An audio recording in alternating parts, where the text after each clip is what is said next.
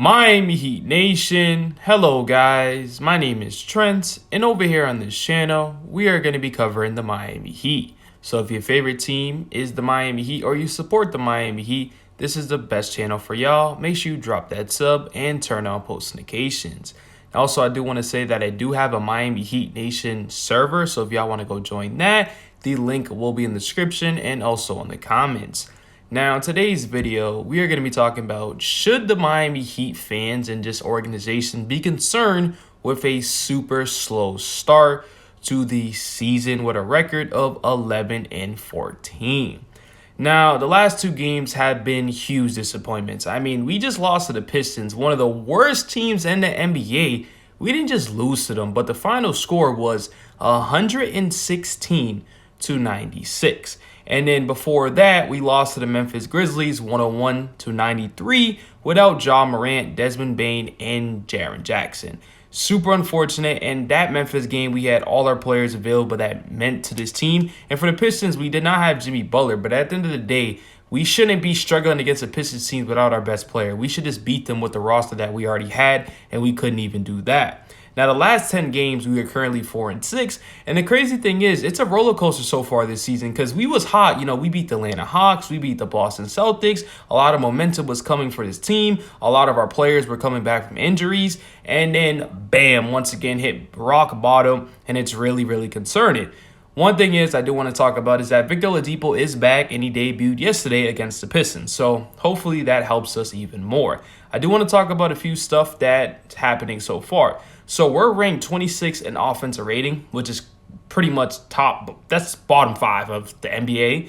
And bench scoring this season was 29th. Now, last season was number 1, and that's mainly because Tyler Herro was coming off the bench and averaging 20-plus points a game. But the fact that we're at 29th, literally 29th, is absolutely horrible. Even with Tyler Herro starting, we should not be this low. And the problem is that this bench is just not good. I mean, you got Highsmith, which on the defense end is incredible, has been showing a lot of improvements, but he's not really known as a scorer of getting us 15-plus points. He's not there yet. Victor Oladipo, first game back, yesterday, he hasn't really played much. Hopefully, he can get the bench ratings up a little bit, but Duncan Robinson, trash, awful, doesn't really play too much, and when he doesn't really do a lot. You got Jovic, who's a rookie, which doesn't really play too much. You got Drew Smith, who keeps going back and forth with, the G League and coming to two-way deals and stuff like that. And then you have Udonis Haslem. Like, this team isn't deep at all. And we was talking about this during the offseason. Like, we have to make moves. And the fact that Pat Riley and Spo said, you know what, I like this team. I like what, we have, is pathetic. And I'm not going to forget about Gabe Vincent and Max Strus, but at this point, those are our two best options to trade away, because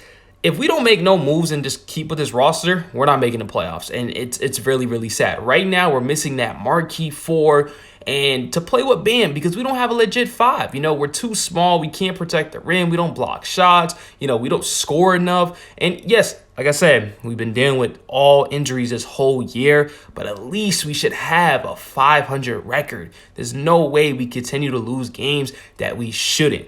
So personally, yes, I am concerned, but I do still have hope because Oladipo's back. Hopefully Jimmy continues to not get injured and continues to play and not miss back-to-back games. Hopefully this team can get a groove going, and that would be perfect, And then also I do want to say that if we do make a trade, let's just try to get rid of Duncan Robinson's contract. And if we lose a trade, who cares? Let's just try to get something out of it, because he's holding up our cap. And that's the main reason why this team can't really make much moves.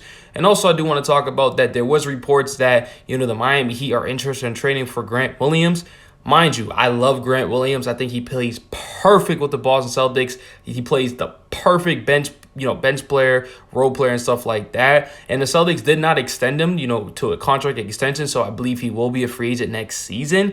But the fact is, the Heat don't got no one to give up for anybody, even for Grant Williams. The Celtics are going to ask for a lot because he's talented and they know the Heat are desperate, and that's what teams are going to do in this league. But if it does happen, that'll be perfect. I would insert, Grant Williams at the 4 right away with Bam at the 5, and then our bench could be a little bit better. We could put Caleb Marr in. You got Max Strus, Gabe Vincent, and Victor Oladipo, and we wouldn't be lacking, with bench scoring at 29th. We got to get our offensive rating up. 26 is not acceptable, and that's going to come in time when our players are playing games and not missing time, So that's what I want to talk about. I am very concerned, but I still have hope. You guys let me know in the comment sections. How do you feel about the Miami Heat?